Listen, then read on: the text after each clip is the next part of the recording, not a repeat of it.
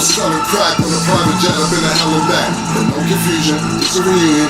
Hello y'all, welcome back. Get murdered here, you counting money. He said, can't man the hell with rap. I'm only here to shit on niggas and piss on bitches. Welcome that. I wear jewelry and bikes, nigga. Black bangs and white figures. Now I'm out here and I'm looking for more chandeliers and light fixtures. Now, I don't like niggas, what's wrong with me? I'm a white nigga, but this 44 turn to Michael Jordan. I look and say, take flight, nigga. Welcome back to It Is What It Is. This episode is sponsored by Underdog Fantasy. The app is an easy way to make some cash just by making picks on your favorite players. Underdog is available in more than 30 states, including California, Texas, and New York, just to name a few. Base deposit and a special pick. It's the easiest way to win on Underdog. I'm Treasure Wilson, aka Stat Baby, along with your hosts, Mace and Cam. Murder, what up, Killer man? was good, man. Shit, everything good. I can't complain. How you today? Good, man. You white tea killer today. Yeah, well, you know, we got to rush the going on today. Duh. Shorts. Duh. Shorts. Yeah. You go to Dipset Couture.us. It's always a promotional thing with me. Hold on 1 second, you're white, because you toss back what I just gave to you real quick. Just know it is good. I got you. Also, pause. That's a good one. Yo. But yeah, it is. If we want to start, let's start. I got more lyrics. This is Pink Horsepower. If you want to have a good time. Yo, coach.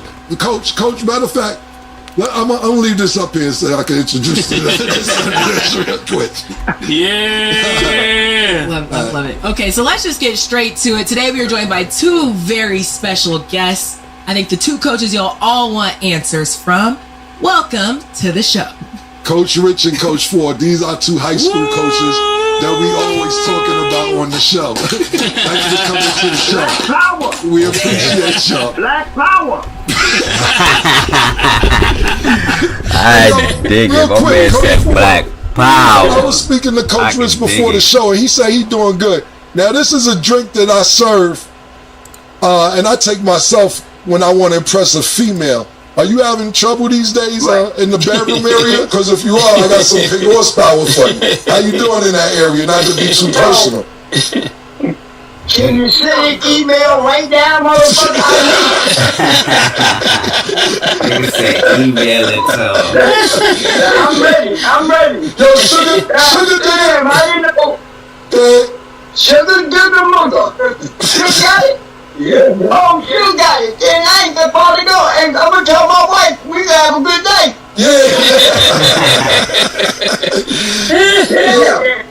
Yeah, Sugar Dugger. For those, you know what's crazy? It's a small world. Sugar Dugger been like my little man for since he was 14 years old, and I just found out probably 3 years ago that Coach Ford was his uncle. They look alike now that I started thinking about it. And I'm like, yo, Coach Ford, Sugar Dugger used to be like, yo, my uncle always talk about he used to coach you in this, that, and third. His name was Van Der Ford. I said, get the fuck out of here. That's my coach. So it's a small world, man.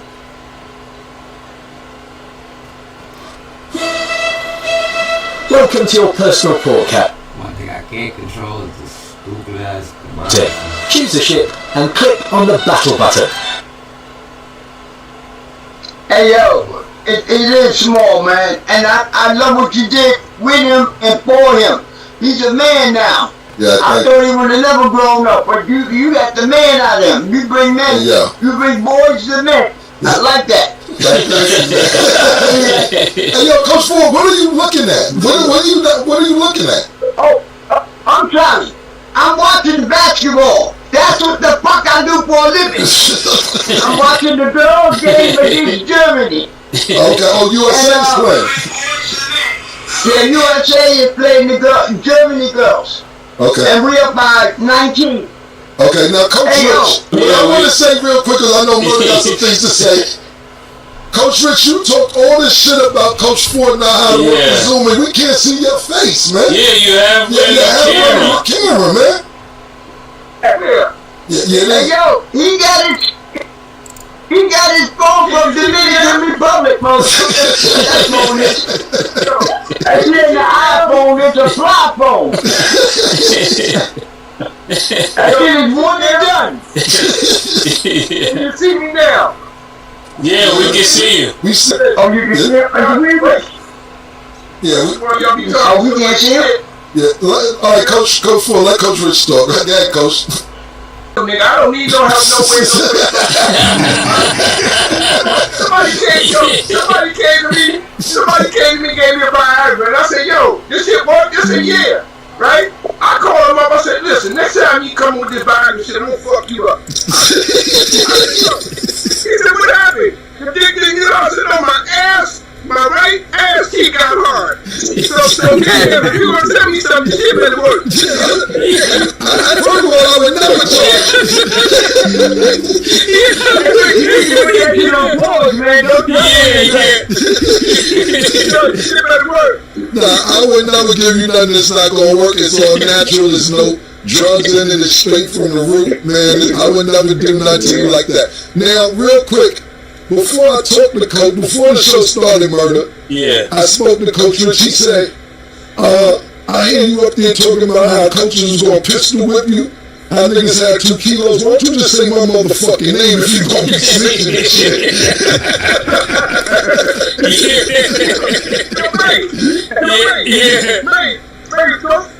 Mace, go figure, right? Yeah. Pistol whip. 2 kilos, and then he took him to Puerto Rico. Nigga, I'm never in Puerto Rico.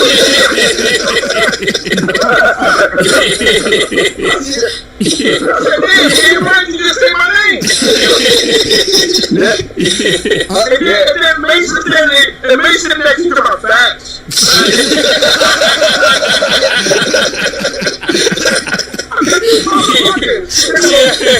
So listen, the year we went to the championship, and Coach Rich and Coach Ford started the season, Coach Rich finished the season. Yeah. We didn't ever practice. Every time practice started for 10 minutes, we would do a turnover and Coach Rich would say ball, and we go to the locker room and talk for 2.5 hours and never played.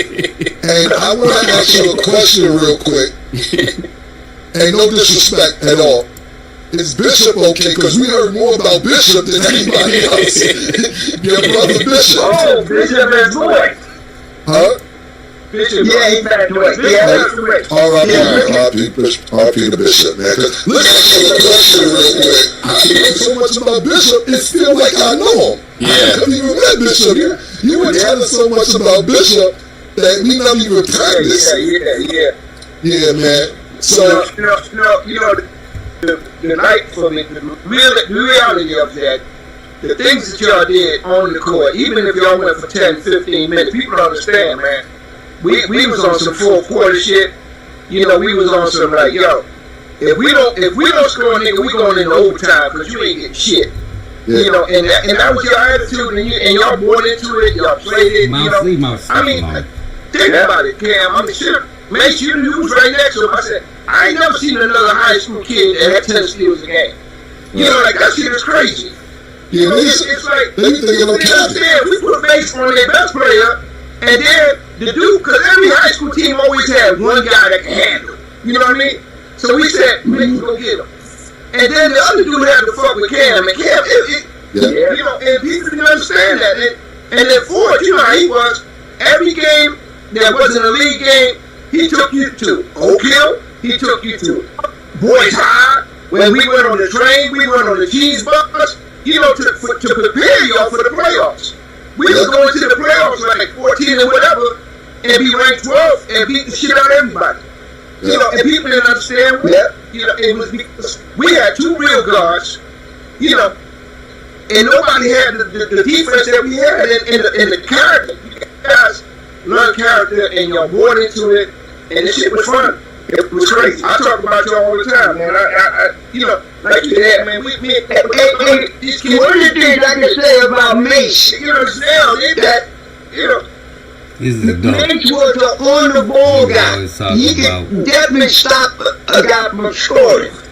Cam could do both of them, because Cam could handle. I thought Cam was a definite pro. And I don't lie.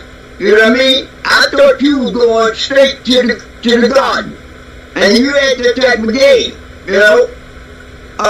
When you went to junior college camp, that's when I thought you kind of figured it up a little bit because you got into the rap game right after that, but I thought you was straight pro. NBA, no question. Point guard, shooting guard, whatever. Thank you, man. I Yeah, appreciate yeah, it. because you could do it all, man. And you wasn't no punk. You know, I don't like punks. You couldn't be a punk around me. You know what's so funny about Ford talking about slapping somebody? One day we was, recently, a couple of years ago, and we argued, he started arguing with me, and he talking about, I slapped the shit out of you. Now, you know Ford got surgery everywhere. And I said, Ford, you can't slap me because your arm gonna fall off, and then I gotta go pick the shit up, take you home, and explain to your wife what happened. That you slapped me and your crazy ass. You know you couldn't with your handicapped ass. You know. Yeah, so Coach Rich, real quick, we got a nigga from St. Nick here supposedly. Yeah. Yo, put the camera on him. You know this nigga, Coach? Coach, he said he from St. Nick. You look familiar? You do look Yo, that nigga owes money.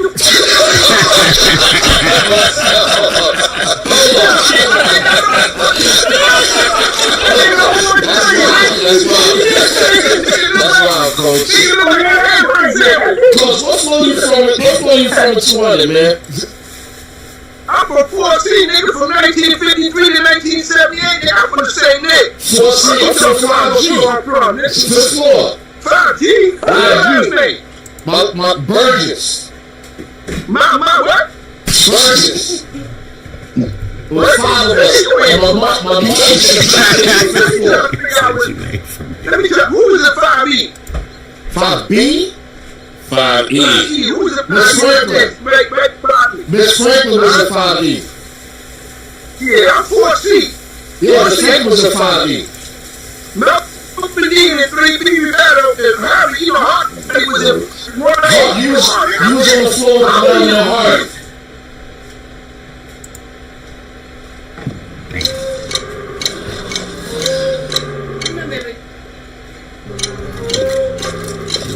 Drive me crazy. All in my lap on the key. Listen, man, I got receipts, man.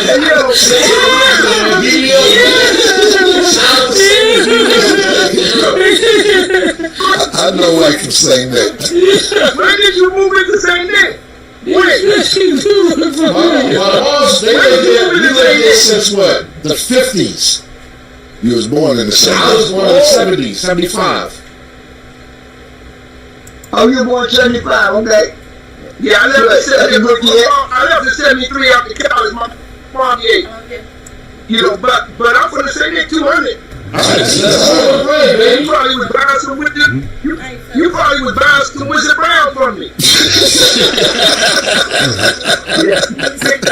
Don't go to market and devil.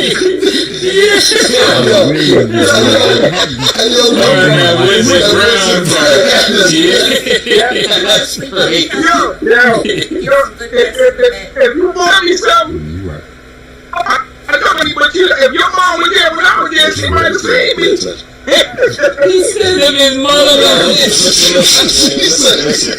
Listen, man. Listen, if you from 200, you have to go my mom. you know where we get the disrespect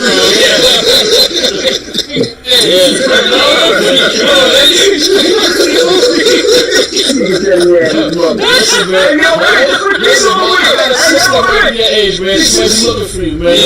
Yeah. Hey, yo, coaches, let us know what are you guys doing now? What's going on? Well, right now, I'm affiliated with the Saturday Night Lights program.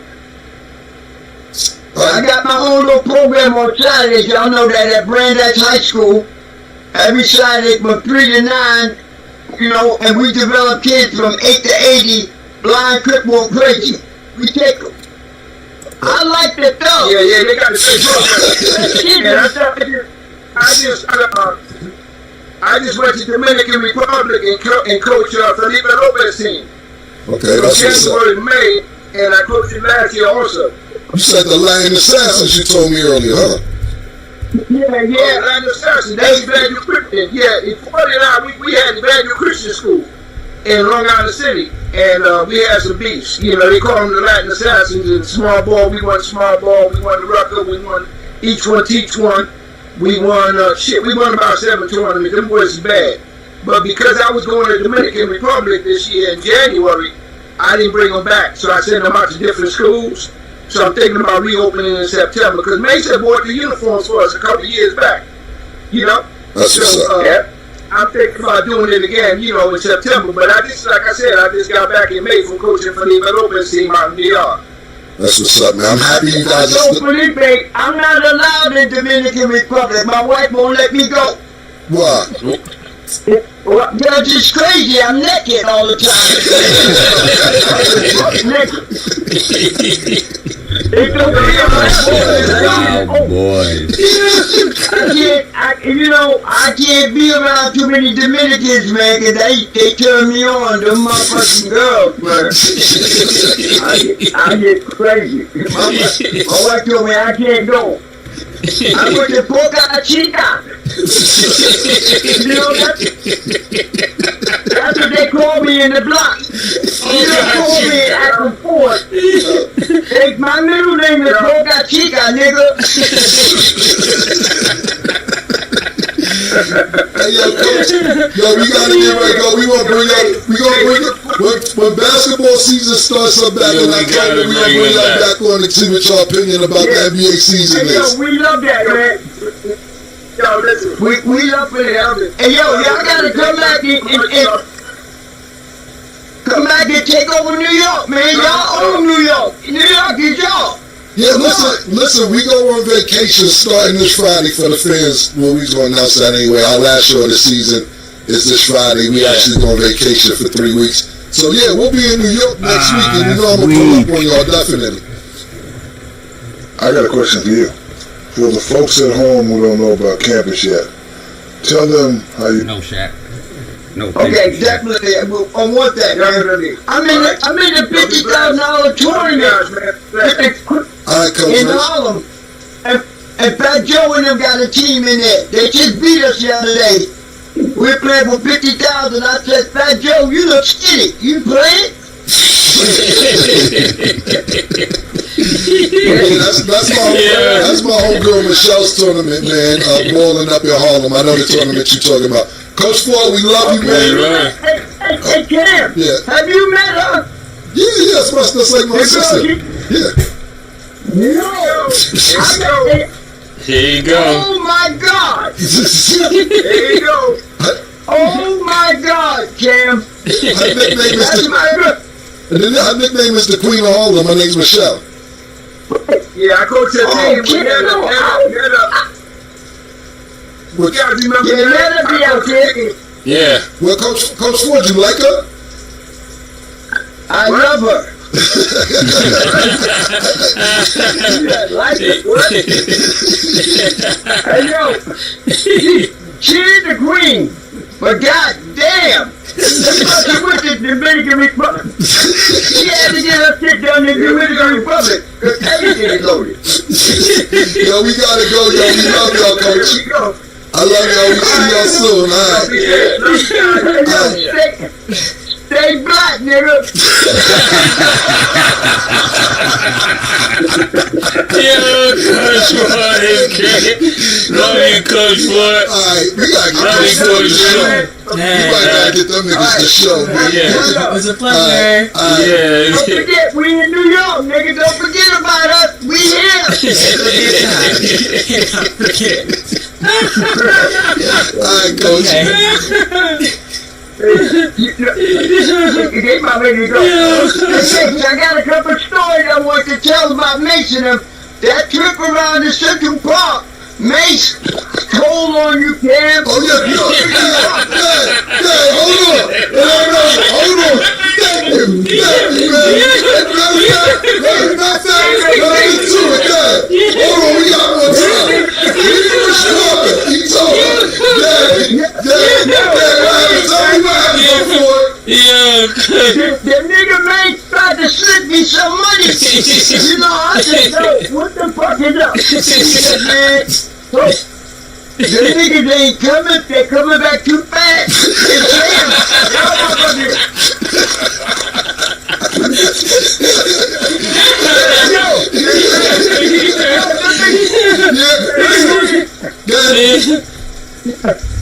Hey, yo, it told me a mile and a half around. Yeah, we was And this nigga, man, hold on, real quick, hold on. Me and Rich Parker was cheated. The team had to run around the reservoir. We like, yo, we 15, we in shape. So we was cheating, and Mace wasn't cheating. So a nigga told on us. And we had to go back to school. We had to go back to school and run for 2.5 hours with the time on the I clock. brought them niggas back to school and dogged them. Mace said Cam, and then when we said, yo, Mace, where's Rich? He said, oh yeah, he with him.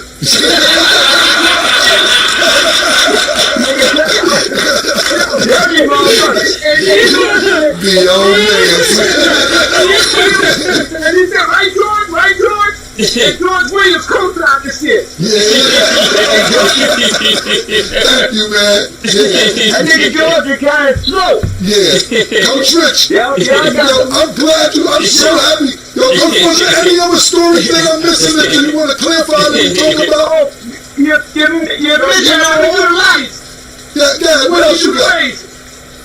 No, let me do the bass. Hey, man, whatever Ford say, facts. Nigga dimes on you, Cam always said, Mace always said, I'm going to another level. Now I know what the fuck he means.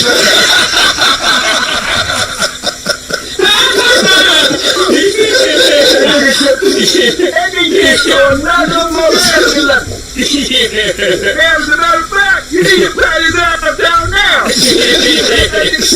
Hey, yo, thank y'all. He got two mics. Thank y'all. He just said he got 2 mics. Okay, I got one more. I got another question now that we hear Coach Rich and Coach Ford. I know Coach Rich was there. I'm not sure if Coach Ford was there. The last shot at the guard. The last shot at the guard. Yeah. I had 14 points. Mace had 16 points. Mace had 2 points.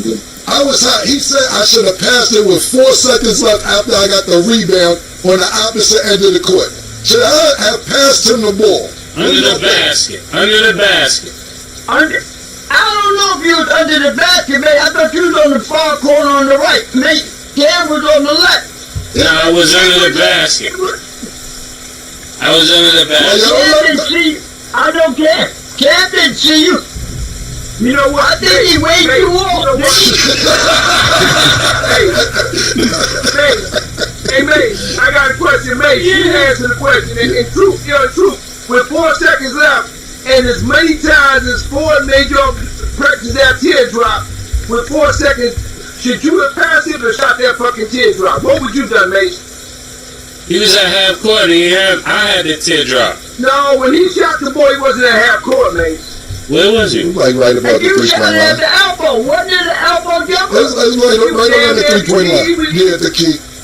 Right in front of the 3-point line. That was the floater. Y'all do that shit. Y'all do that in your sleeps.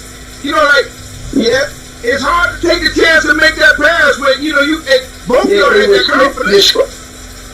Hey, yo, what was the final score? 52-50? We lost by 1. Hey, what was the final score? We lost by 1. At the end of the day, but Cam and Mace, at the end of the day, that was my fault. Because you was by 1, which is fault. And they got, I shouldn't have put y'all in that position. We beat them up by 19 to 17. And then I broke around and started your seniors thinking, trying to be nice. That's a coach's loss. You know what I mean? We should beat them by 25. Yeah, y'all was playing them old niggas. You supposed to play the hood niggas. I would never say that y'all lost that game. That's a coach's loss. You know what I mean? But And I wasn't coaching that game, so I'm going to put that shit on Rich. If I was coaching, we were about 50. Hey, Cam, I'm sorry. My last year, you two guys, man, y'all needed me more than I needed y'all. Because I seen where y'all were going. I'm sorry about my bad habits, but I was out there. But that's life, and we stronger now behind that. Look what I got, 2 diamonds in Vegas. Get the fuck out of here. Nah, we appreciate y'all. We talk about y'all at least once, 2-3 times a month. We love y'all, man. Like May says, facts.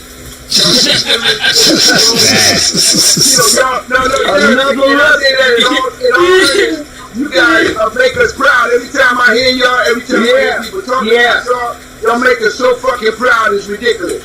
You know what I mean? Yeah. So now I'm gonna go with everybody. You guys are wonderful young men. Nah, Coach, we got it, man. We love y'all, man. I'm a quarterback. Love y'all, man. All right. I love you too. Right. Facts. What? Facts. Stay black again, niggas. I don't want to hide from them anymore. What do we do? We're not men? Okay, well, it was great to put a name to the face. I think I answered a lot of questions that we've all wanted to know. They're hilarious, so that was good. Yeah, now you see where we get the disrespect from. Yeah. America and beyond. You see Mace actually told on me, which is crazy, yo. It's wild that he had a witness. The coach ain't gonna tell the nigga that while we in school. I'm glad 30 years later that nigga reminded niggas. I told you that. I don't remember, but I'm glad we got confirmation. Yeah. Well, why didn't you cheat too? No, I didn't cheat. See, I was the point guard, so he was making me run faster than everybody else, so I had to be in the front of the line. So he was like, they better not catch you. So by the time I got around the second time, and this dude Wayne Fletcher that was on our team with us, shout out to Fletch, he said, yo, we lapped them. I said, nah, I didn't see them niggas.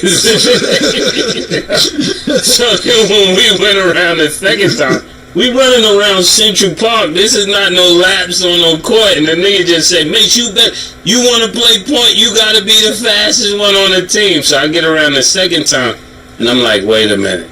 This nigga killed And the way our team was set up, so you have backstory.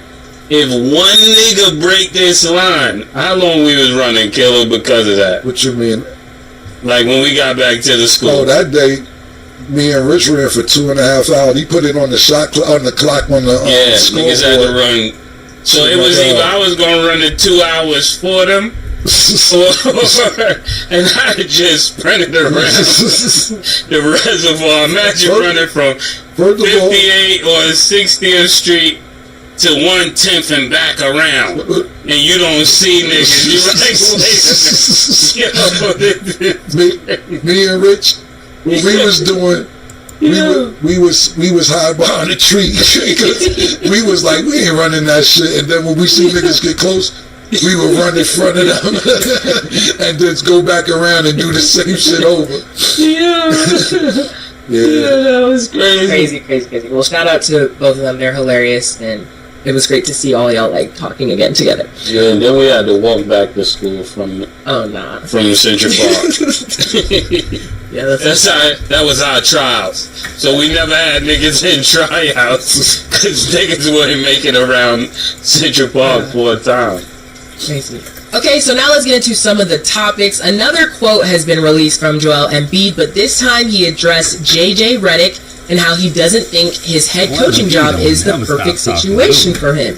He said, if you don't succeed, those coaches are usually bound to be fired within a year or two. So how do you guys feel about the way Joel Embiid's interview quotes have been circling around? Because this is not the first quote that he has said that's been a little controversial. And then how do you guys feel about what he said about JJ Redick? I really think listening to Joel Embiid is that he's really either starting a podcast or he needs somebody to smack fire out of him. It's one of the two. Pause. Because he's talking about everybody that's on the same team as him. And we just say that jokingly because I like Joel Embiid as a player, but I'm thinking about what he's saying about JJ Redick, and he sees JJ Redick. He know he was a former teammate of JJ Redick. So he definitely understands that this is somebody who's going to get the feedback. And I think this is the new thing that young players do. They just, or young rappers or young entertainers, they just bring up people names so they can have something else to say, because it keeps them hot in the algorithm for a long time. So I didn't know that at first. I got to start paying attention to that, because people just be bringing up people names for the likes and for the clips. And, I get so passionate about it. But I think he's trolling, because he says something about LeBron. First he says something about LeBron, and all these niggas on the team is old. And then he comes back and he did the thing with Rihanna. So he's on a roll here. He's on a roll. He's definitely trying to get an algorithm. I wouldn't be surprised if he got a podcast coming. Or watch and see.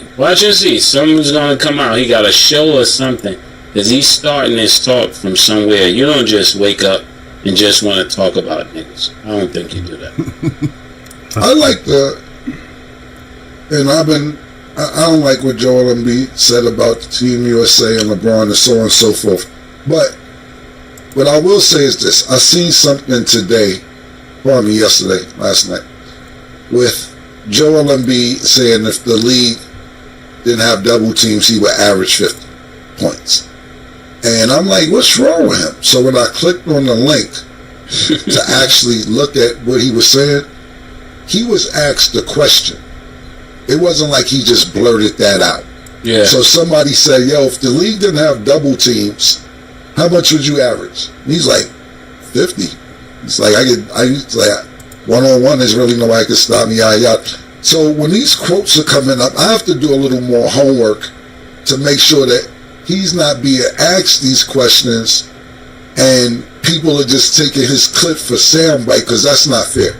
Yeah. A lot of times niggas are just taking the clips for sound bites and putting the thumbnail up, and you like, oh, this nigga's bugging, and then you don't do the homework behind it.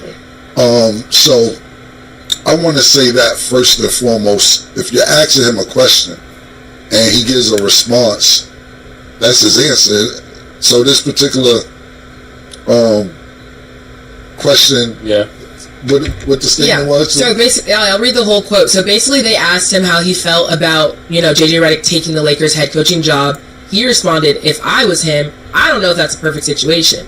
Maybe he thinks that's a perfect situation, but if you're coming in, especially with a job like the Lakers, it's kind of a make or break situation, because if you succeed, great, you're going to be coaching for years. But if you don't succeed, those coaches are usually bound to be fired within a year or two. I love him, I'm happy for him, but that's a tough job." That's exactly what I'm talking about. He was asked the question. So when he's asked the question and he gives opinion on his question, it seems like, oh, this nigga's bugging. But that's actually kind of a good answer if you ask the question. You know what I'm saying? If he's just blurting that out of nowhere, you like, yo, nigga, you out of pocket. Fuck is wrong with you? But if he's doing an interview and somebody asks him that, to me, that sounds like a correct answer. Yeah, if somebody asks him the question, I just think it's not fair that people don't get the whole question and you just take these sound bites and then just call it saying niggas bugging, which I did. You know what I'm saying? Mm-hmm. Even though if I'm not changing my stance on about Team USA, even if you're asked that question, you don't give that answer before going into the Olympics with your teammates. You better off saying, I plead the fifth, no comment, we'll talk about it another date. You don't do that. But if you're asking about JJ Redick and how he feels on taking that Lakers head coach job, I don't think that's a bad answer at all. I think that's a legitimate answer. I just think it's not fair that they're not saying that he was asked that question. Yeah, when it comes to this, I agree with you. I just think when it comes to like celebrities, see, we're on a sports show, so we have to answer those questions.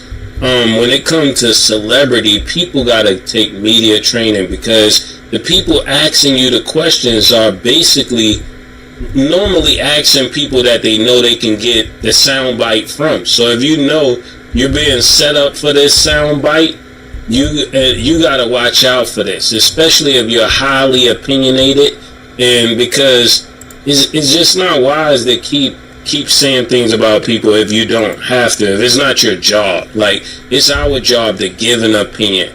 It's not your job necessarily to keep giving those opinions about those people. and branding matters. So, you probably want to think about that. But he did say some really important things. On another note, he said, he made the question of, do you think he'll be like Sapostra in the first year? Best case scenario. Will he be like Steve Kerr first year? Best case scenario. And the answer is no. No, he will not be Steve Kerr. I'm going to go ahead and answer that for you. He will not be the championship coach next year. Do y'all think so? No. I think media training is out the window. Yeah. My personal opinion, because we have the internet, and you don't really need media training when you see somebody like, and this no disrespect, this my homie, my homegirl, Cardi B with no filter, take it to the moon top. You think maybe now because she's a little more cautious, somebody may say this and say no, but that ain't what got her where she's at. What got her where she's at is being unadulterated, unfiltered. Yeah, 100%. You're right. And I'm not disagreeing with you, Mason.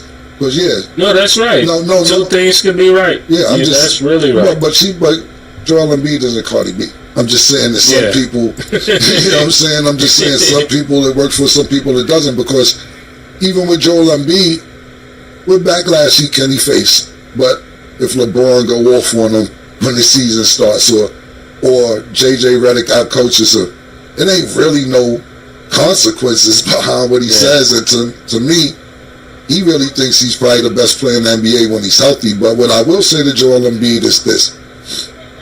Even when healthy, you're never healthy, but even when so, y'all don't want anything to be talking about anybody like that, especially LeBron, Steph Curry, or Kevin Durant. You have not won anything, and then you're talking about players being older. You the old man. You the young old nigga. You always hurt. You the youngest old nigga I ever seen in my life, my nigga. Hunchback, one leg, limping. You talk about these niggas old, and you were the oldest 30-year-old I've ever seen in my life. You're still good when you're good, but when are we going to get his whole season out of you? See, this is what I'm talking about. That's why he shouldn't have said it, because he got you on his head. Yeah. I just wanted to bring that to a point, because even when it comes to us, a lot of times niggas take our clips and they be like, yo, niggas said this and said that, but they don't be taking apart what led to us saying that. You know what I'm saying? So I just want to be clear, because it's just the way it is. You can't really do nothing about it. Yeah.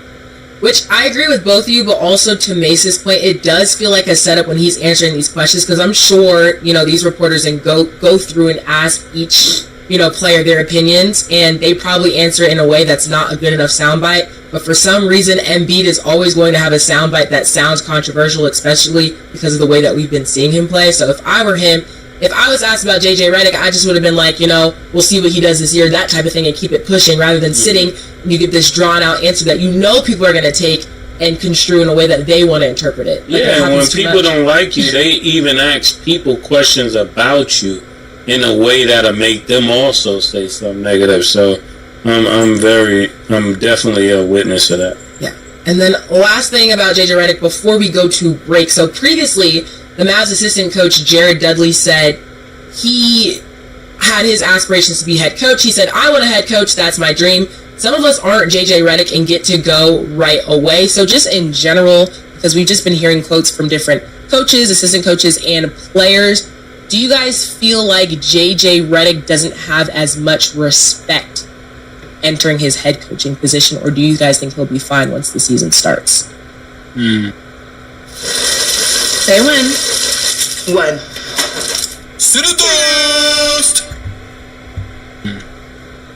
That's interesting. I mean, he did coach 4th grade basketball, so y'all laughing. I'm not laughing. See, JJ, I'm all for you succeeding. I'm gonna even take back my last quote. I think he could do phenomenally well because he's a stickler for detail.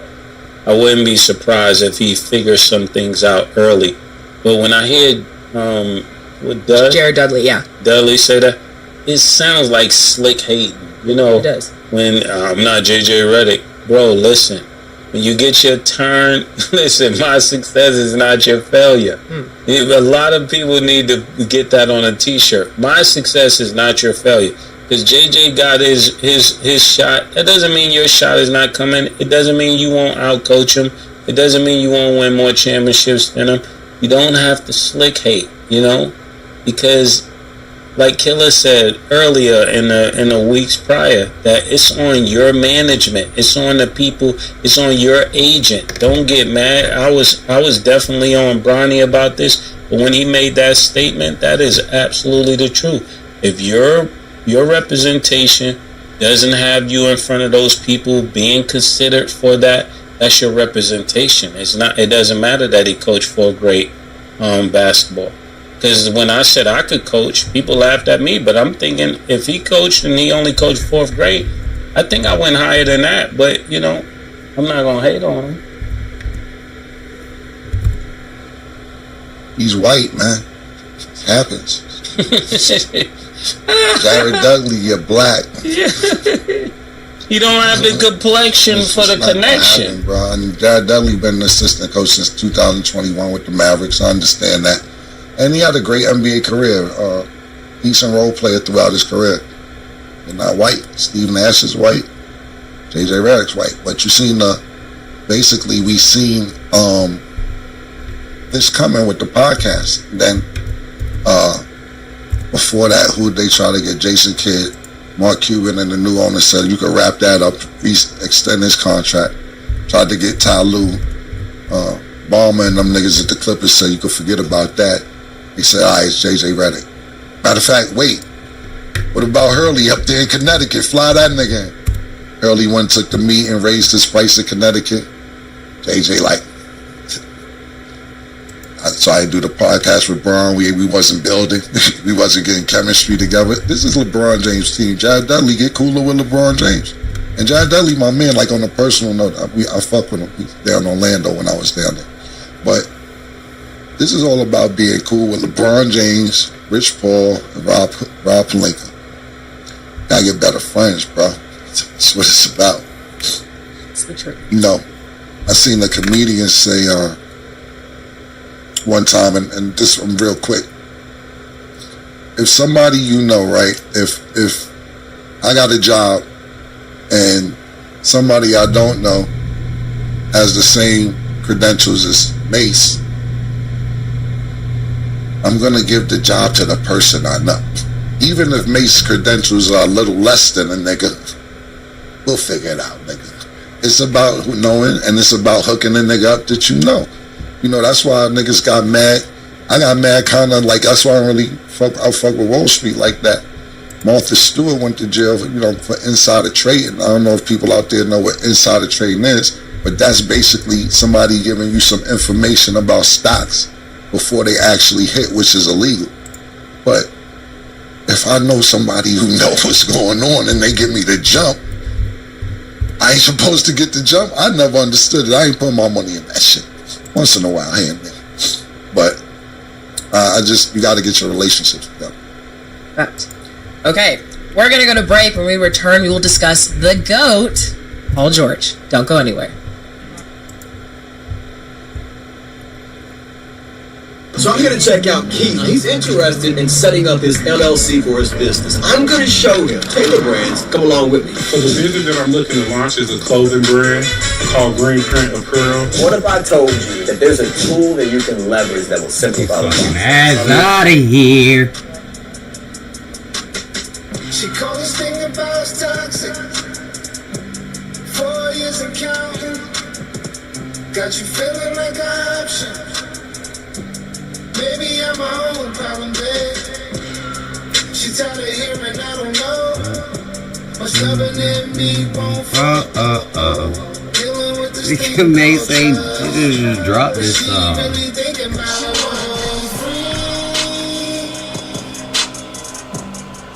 Welcome back. Now let's get into our Underdog Fantasy picks of the day. Looking ahead to football, the Jaguars will play the Dolphins on September 8th. Underdog Fantasy has Trevor Lawrence at 248.5 passing yards. Do you have him higher or lower, Mace? How many yards? 248.5. Trevor Lawrence? Yeah.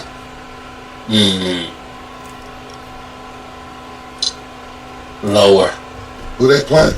The Dolphins. They just paid you, nigga. You better get higher. They paid you some wild shit. I ain't think you deserve, but you got it. I ain't hating. A little bit, but you better be high. Okay. Tua's at 261.5 passing yards. Do you have him higher or lower, Cam? Alright. Oh. Okay, and Tyreek Hill is at 94.5 receiving yards. Do you have him higher or lower, Mace? Yeah. Alright. Hey, download the Underdog Fantasy app and you can make your picks too. So, Paul George says playing for the Clippers instead of the Lakers felt like he was playing for the B team. So I'll read the exact quote. He said, I think initially coming back to LA, that was home when I first came to LA, but it's not the same love. When I was in LA, they were like, man, you should have been a Laker. That's all I was hearing. It wasn't like, yo, welcome to the Clippers. We're happy you're here in LA, but you should have been a Laker. I'm on the B team. That's how the vibe and the love felt. So, one, do you guys feel like the Clippers is a B team according to what Paul George says? And then how do you guys feel about him even saying that? Well, to start answering the question, that's not a secret. It's like, I don't know why he sounds heartbroken about this. Listen, the Clippers has always been the B team. If they got another team, the Clippers might be the C team. So he made it good for it being a B team, and with them going to this team, I can't say that this was something that surprised anybody. He had his chance to go to the Lakers. I believe he definitely had his choice. And if he wanted to go to the Lakers, it probably wouldn't have been something that was turned down. But when he goes, even if the Clippers were to win a championship, they would still be the B team. Because if they won 2 straight, they would still be down they'll be down at least 15 championships or somewhere in that ballpark. So this is not going to change, not in our lifetime. Maybe in another lifetime the Clippers could get there, but not even with this kind of output. And even when they got the new fancy arena and they said we're going to get our own crib, right? So say you're living with somebody, you're not going to be the A team, you're living with somebody. Like you're playing in the Lakers arena, all you're doing is changing the floors. Like, I give you the key to my house, you got a girl, she come over, you move all my pictures. Okay, after she goes home, it's still my crib. So that's what it's like with the Lakers and the Clippers. So they had to go and get their own arena. That's their way of coming out of the shadow. But I don't think this has ever been a new idea. I think the whole world knows this, and him talking about it says that he wasn't in the know. Like, come on, Paul George, you're the GOAT. You definitely know that this wasn't the Lakers. I mean, you got to know that. If you start playing for the Chargers, you know that that's not the Rams, right? We're never going to mistake the Chargers for the Rams, right? Yeah. I mean, you can, but that'll be to your demise. They're from LA. You know this. This isn't news. Like May said, it isn't really more to add on to what May said. And much as everybody is going to be mad at me for what I'm about to say, certain fans I'm talking about, this is just the truth. The Mets is the B team in New York. The Brooklyn Nets is the B team in New York. The New York Giants is the B team in New York. It don't matter if you won or not. You're the B team. The Mets won 2 championships. It was cool for Queens. I see Nick out my peripheral waving his hand in the air and all this crazy shit for Queens. It's just the way it is. You see Yankee hats everywhere around the world with Timberlands. There's just nothing you could do about this, Paul George. You knew this and you left. And what happened is, I get it. You, Kawhi, and everybody else who was over there at the time said, we gonna make history. We gonna do it. We gonna be the first ones. And it didn't pan out. So now you feeling like you was on the beach. You grew up in LA. You knew this stuff. Yeah, you're right. Yeah, I didn't even mention that. You're the person that was supposed to change this into the A-team. But you didn't. You had 5 years to make a shot at changing this to the A-team. And not 1 year did y'all become the A-team. So, you know, and it is what it is. We got to call it like it is. Even though we love players and we respect people, we got to tell the truth. That's what they pay us to do. and it won't change.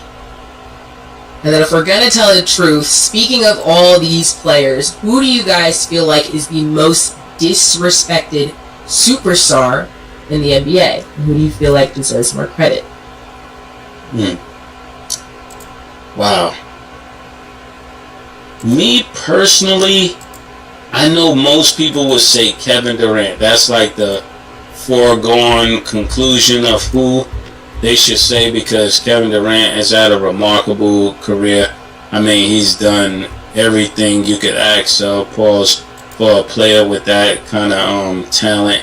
He goes to Golden State, he does what he does at OKC, just go to Brooklyn Nets. It's just been nowhere that he hasn't performed, even at the Suns. But I'm going to go with his fellow counterpart. I think the person that is highly disrespected is Devin Booker. I believe he scores with the best of them. He shows up every time. There's never a time we look at it and say he's not there. But when people talk of him, they talk of him like he's the B team talent. You know what I'm saying? Like there's this upper echelon, and then there's like you're right there. And I think he does as much as, even when you think of Shea Alexander making first team, Book had the same numbers, but he wasn't considered that because they didn't have the wins. But this is a guy that every time you see him, he performs. There's nobody shuts him down. He doesn't get gun shy anywhere. And I think they gotta start putting some more respect on his name. Even Nike, you gotta give him better sneakers. Like the sneakers y'all gave him, that was disrespectful. The sneakers were cool, but they weren't sneakers for a superstar. And all of that plays into the respect. For me, the most disrespected superstar is Kyrie Irving. Yes. Number one, not even close for me. LeBron doesn't get that championship in Cleveland without Kyrie Irving. They went to 4 straight championships. Let's put this into perspective. The first year that Cleveland played Golden State, Kyrie and Kevin Love was hurt. The second year that they played Golden State Cleveland, that is, they won the championship. The third year, they got Kevin Durant. So it was a foregone conclusion. That could have been a great series going back and forth for 4 years. But when you add Kevin Durant to that Golden State team, everybody knew who was going to win the championship. He gets to Brooklyn. He tweets about a book or something that everybody doesn't like he wrote the book, like he's selling the book. He just read it and said he thought it was a good read. He gets suspended, not only by the league until Adam Silver said he didn't think Kyrie was racist. His own owner said, well, I don't care what Adam Silver said. You're out. You're not playing for the team. The mayor of New York didn't want him playing because he didn't take the vaccine, and nobody who didn't get the vaccine could go to work. So he was one of these players that couldn't work. A year or two later, the mayor in NYL says, oh my bad, the vaccine don't work. We're going to reimburse all the people who lost their jobs during that time. What about the millions of dollars that Kyrie Irving lost because he didn't say I have the vaccine? You got people like Stephen A. Smith, Shaq, Kenny, Charles, all calling him dickhead, asshole, I'm overphrasing, stupid, idiotic. And then when he gets to Dallas this year, they're like, oh, he's amazing. Oh, Kyrie's... This man for 2 years, public ridicule after ridicule, and he gets to Dallas this year and shows that he could be a number 2 option again. Boston just had his number this year. It's even to the point where I'm arguing, of course, with Sin yesterday, and Sin told me that Kyrie Irving was scared against Boston. I'm like, scared? The nigga was off. He had a bad series. Boston got his number the last few games, 10, 11, 12, 13 games, whatever it is. But you're going to use the word scared with Kyrie Irving? He had a bad series. He wouldn't have got to the championship. I think he's the most disrespected superstar. I think he's very misunderstood because he has his opinions on life and the world and everything else. And people say, oh, he's crazy because he thinks the earth is flat or whatever other beliefs he believes in. Does that mean he's not a superstar on the basketball court? That has nothing to do with him playing basketball. I believe he's the most disrespected superstar to the point where somebody might even argue with me after I say this and say, is Kyrie still a superstar? Yes, he is. Those are both really good points. I'm curious on what the comments have to say, so let us know who you guys think is the most disrespected superstar in the comments down below. But before we close out, we do have another special guest. Today we got Shane Mosley Jr. Welcome to the show. What's up, man? Thank you for having me. Yeah, how you feel? Oh, it's incredible. Like, I used to grow up, I grew up listening to you both, so it's like incredible to be here. So. Oh man, I appreciate it. So you just came off a fight against Danny Jacobs. Yes, sir. And you beat Danny Jacobs. I think Danny Jacobs is a credible name. Yes. First, I remember when you started, your father had you first start boxing. You're kind of a late bloomer. You didn't start boxing until how old were you? I didn't start boxing in general until I was 15. Like, actually, like, sparring and training seriously, I guess. And then I turned pro at 23. Yeah, that's late. Yeah, right. Yeah. How old are you now? 33. 33, and what's your record? I'm 22-4. That's not bad. And what weight class are you in? I'm middleweight. My last fight was at super middleweight, where I fought Danny Jacobs. I moved up because you don't pass up opportunities like that. Right? You get an opportunity to fight a guy like Danny Jacobs, who's two-time middleweight champion. You go out there and go get that. That's what's up, man. Yeah. What do you see for your boxing future? Where do you want to go? I'm gonna be undisputed middleweight champion. Undisputed. Yeah. I mean, I could list it off right now. I got the hit list right now. Yeah, let me hear it. All right. So right now, I want Erislandy Lara. He's another legend, right? You go out there. I just came off beating a legend. I want to go and I want to go. You're about to be the legend killer. Be the legend killer. Okay. Why not? You go out there and you go. If you started that, go stamp it. Right. Go show everybody who you are. Right. After that, I want Chris Eubank Jr. and defend the title. Okay. After that, I want Carlos Adames to unify the belts. And then if Janabek is still, he's got 2 belts. He's got the WBO and IBF belt.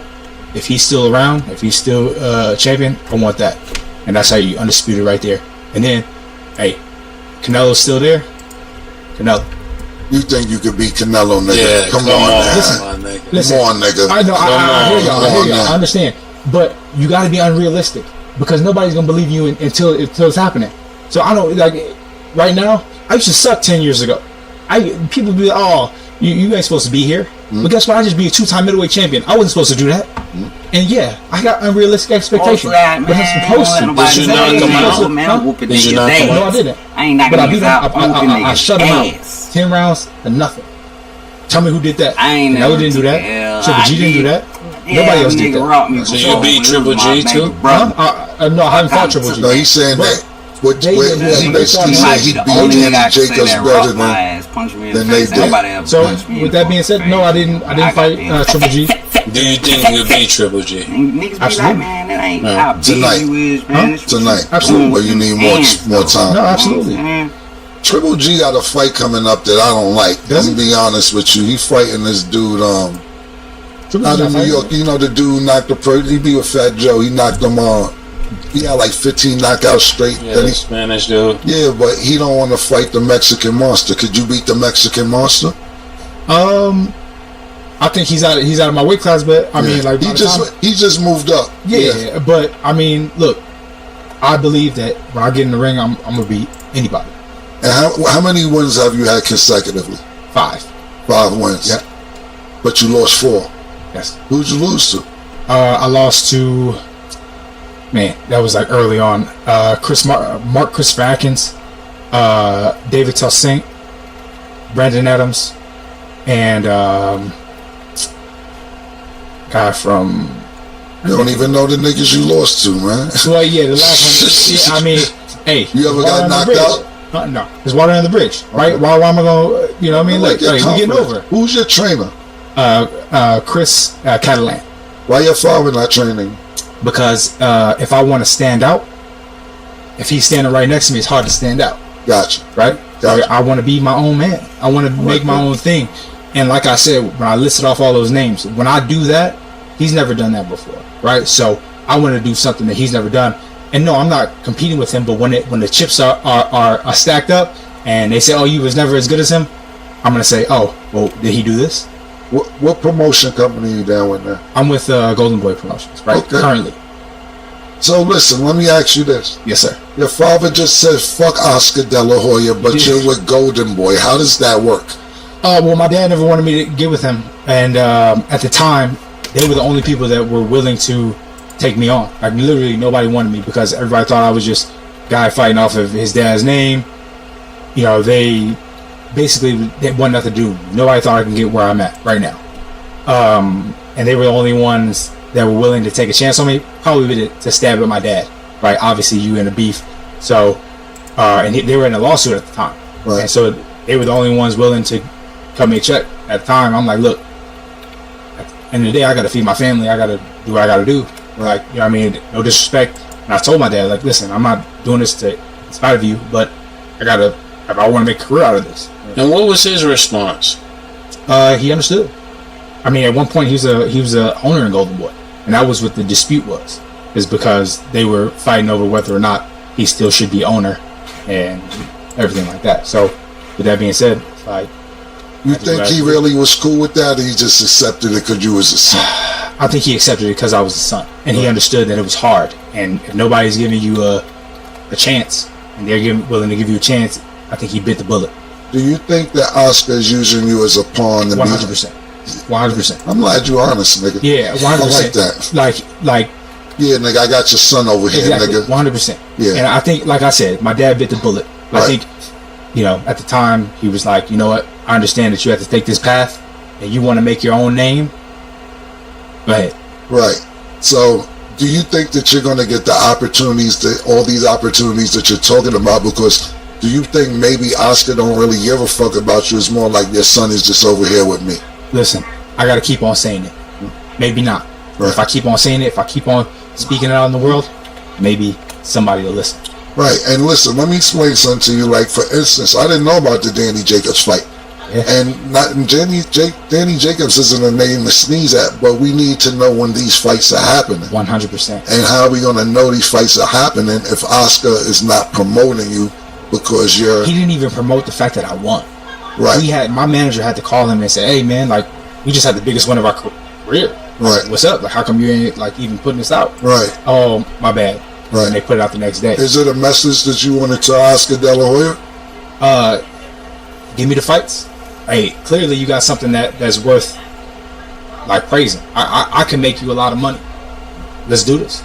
Did you grow up in a household when you was young seeing Oscar and your dad hang out? They had some legendary fights between those two. 3 fights, if I'm not mistaken, which was really good.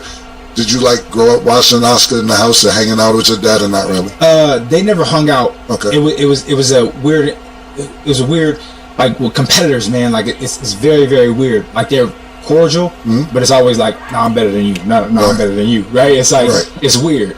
So I wouldn't say that they ever hung out outside of boxing or like a boxing environment. Right. Every time they would, like, at fights and stuff like that, you know, it was up and then, like, went off to separate corners. Right. You know what I mean? And I think that Oscar may have had some type of way. I think the whole beef that came out with my dad saying, like, I won both fights, and then Oscar said, no, I won one fight, you won the other one. And the truth of the matter is my dad won both fights. I agree with that. Mace, do you got something to say?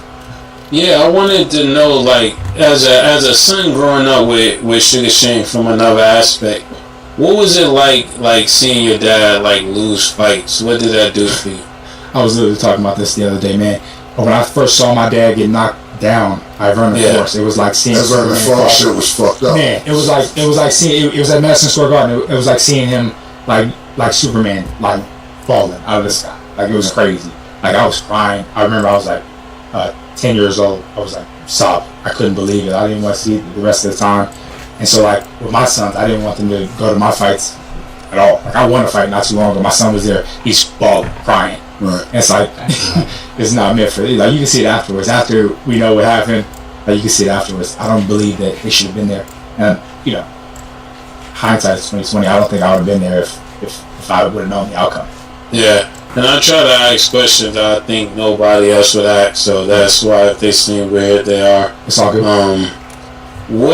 How do you decide what weight class you're gonna, like, fight at? Even though you know I can make this weight or I can make that weight, how does for somebody who's watching this, how do they pick their weight class? Why wait, Massachusetts? At Raymore and Flanagan, you can save up to 20% across the store. I would say if you can consistently stay 10% from your weight, like without really working hard, that means that you should be at that weight. So like if I'm 160 pounds, I can consistently stay at 176 pounds and not really struggle with that. That means I can cut that pretty easily, right? If I have good amount of muscle on my body, I can cut that easily. And after a few times, you start to feel, okay, this is not coming off as easy, or something of that nature. Maybe I need to move up. So do you think people like they get to this, they pick the weight class they know they could win more at instead of what you just said? I mean, absolutely. Everybody has a different strategy with that. I like to be closer to my weight. Like this whole last fight, I was literally at, for most of the camp, at 178 pounds, which is on track to making 160 pounds. So I kind of had to slow down that process as far as not losing so much weight at the end, which is good for me. Yeah, I was asking that because I remember one time being in the gym with somebody that was around your weight, and they told the guy, if you fight at 154, you could be the world champ, or you could be like a unanimous champ. And what do you think about that? I mean, I think it really just depends, because you might cut down all that weight and be weak. You know what I mean? Like they were saying, like Devin Haney, for instance, right? They say he cuts so much weight, and that's why he doesn't fight at 135 anymore. Right? So it really just depends. If you can make the weight and still be healthy and function at an optimal level, why not? Who's your management? My manager, one of my managers is a guy named Josh Tobin. He goes by Chop. He has the dealerships out here. And then my boxing manager, his name is Mike Leonardi. Your manager's a car dealer? One of them, yeah. What kind of cars? Dodge. Well, so he has a whole bunch, but Dodge is one of his main cars. We gotta get you a Ferrari dealer. That's why we don't hear about you. Look, man, it sounds like you have your head on your shoulders. Sound like you're going where you want to be. But this shit sound messy, bro. As far as Oscar not promoting you, no, I'm being honest with you, because look, let's be honest. You're 33. This shit gotta go. You know what I'm saying? Beating Danny Jacobs is a real good start to having names under your belt. Is there any other names that you have victories over that we should know about or we're familiar with? Gabriel Rosado. He was in the Creed movies. He's fought everybody. He fought Danny Jacobs. He fought Canelo and Triple G and all those guys. Okay. He literally is like the modern day Rocky. Gotcha. Yeah. Well, yeah, listen, I think Danny Jacobs is a good start. Listen, Oscar, I hope you're not using this nigga because you mad at fucking his father and just not promoting his fights, because it sounds like even after he wins, this is something you should be talking about. His management, we got to figure out promotion. Me and Mace are always available for consultation. Yeah. You know what I'm saying? So it's a pleasure. PT brought you through, man. Shout out to PT for bringing through it. Yes. I hope this helps getting some light on your boxing career, and we want you to get to where you're going, because listen, 33 is almost like right it's right there, bro. I'm a young 33, man. Okay, I'm a young 33. I got at least 10 more years.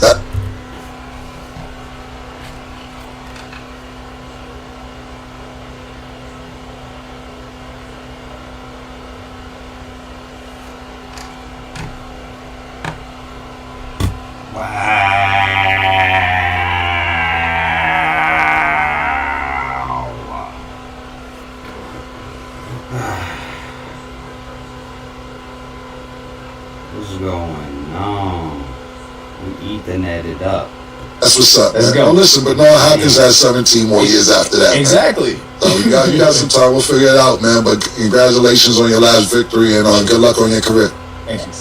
Thanks so much. It was a pleasure to have you, but that is all the time that we have for today. Thanks for watching, and as always, it is what it is.